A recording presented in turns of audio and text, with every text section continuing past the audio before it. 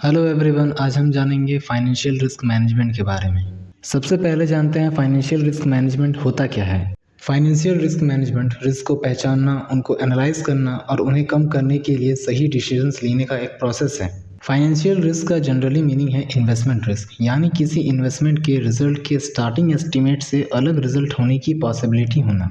मतलब जब कोई इन्वेस्टमेंट किया जाता है तो उस इन्वेस्टमेंट के रिस्कनेस के बेसिस पर इन्वेस्टमेंट का कुछ हिस्सा या पूरा इन्वेस्टमेंट ही डूबने की पॉसिबिलिटी होती है।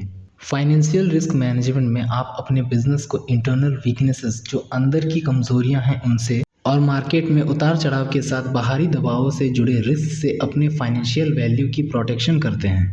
यानी कि बिजनेस में कभी आपको प्रॉफिट होता है, कभी लॉस होता है, दूसरों के बिजनेस से आपको बड़ी कॉम्पिटिशन्स मिलती हैं। फाइनेंशियल रिस्क मैनेजमेंट में आप इस बात का ध्यान रखते हो कि आपको बिजनेस में प्रॉफिट ज़्यादा हो, लॉसेज ना हो या कम से कम हो, और साथ ही दूसरों के बिजनेस से खुद के बिजनेस को आगे बढ़ाकर अपने फाइनेंशियल वैल्यूज़ की प्रोटेक्शन कर पाओ। अब बात करते हैं फाइनेंस में रिस्क के टाइप्स की। फाइनेंस में 5 प्राइमरी टाइप्स के रिस्क होते हैं। फर्स्ट है मार्केट रिस्क। मार्केट रिस्क में मार्केट की सिचुएशंस में बदलाव की वजह से फाइनेंशियल रिसोर्सेज की कीमतों में उतार चढ़ाव होते हैं, जिससे आपको फाइनेंशियल लॉसेस भी हो सकते हैं। ये उतार चढ़ाव इंटरेस्ट रेट्स, शेयर की प्राइस, चीज़ों की प्राइस, फॉरेन एक्सचेंज रेट्स में बदलाव के साथ साथ और भी वजहों से हो सकते हैं। सेकेंड है क्रेडिट रिस्क। क्रेडिट रिस्क में उधार देने वाला उधार के पैसों को वापस ना ले पाए, जिससे कैश फ्लो रुक जाता है, यानी कि इसमें आपके उधार दिए हुए पैसे फंसने का रिस्क रहता है। थर्ड है लिक्विडिटी रिस्क। लिक्विडिटी रिस्क का मतलब होता है कि आपके पास कैश की कमी होना, यानी कि जब आपको कैश पैसों की सबसे ज़्यादा ज़रूरत होती है उस वक्त आपके पास कैश ना होना।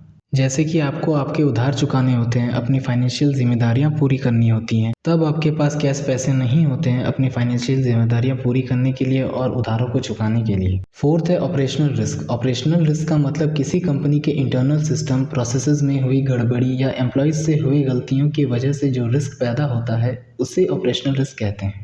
जैसे कि एम्प्लॉयज़ को काम पूरा करके किसी क्लाइंट को भेजना था, पर अनजाने में उसने किसी और क्लाइंट को काम भेज दिया, या सिस्टम में कोई प्रॉब्लम आ गई, जैसे सिस्टम सही से काम नहीं कर रहा, नेटवर्क या सर्वर प्रॉब्लम आ जाना। इस तरह के जो भी प्रॉब्लम्स होते हैं जिससे कंपनी की रेपुटेशन ख़राब होती है और कंपनी को फाइनेंशियल लॉसेस सहनी पड़ती हैं। फिफ्थ और लास्ट है स्ट्रेटेजिक एंड कंप्लायंस रिस्क। इसको 2 पार्ट्स में तोड़कर समझते हैं। फर्स्ट है स्ट्रेटेजिक रिस्क। स्ट्रेटेजिक रिस्क का मतलब होता है कि जब कोई कंपनी अपने बिजनेस को लेकर गलत फैसले लेती है, जिससे कि कंपनी के बिजनेस में भारी लॉसेस झेलनी पड़ती हैं। सेकंड है कंप्लायंस रिस्क। फाइनेंस सेक्टर में गवर्नमेंट और रिजर्व बैंक RBI नियम बनाते हैं, और जब कोई कंपनी इन नियमों को तोड़ती है या इन रूल्स को नहीं मानती है, तब गवर्नमेंट उस कंपनी को बंद कर सकती है। तो इसी चीज़ को कंप्लायंस रिस्क कहते हैं। तो ये थी कुछ डिटेल्स फाइनेंशियल रिस्क मैनेजमेंट के बारे में। आई होप कि आपको ये वीडियो अच्छे से समझ आई होगी। आज के लिए बस इतना ही, मिलते हैं किसी नेक्स्ट वीडियो में।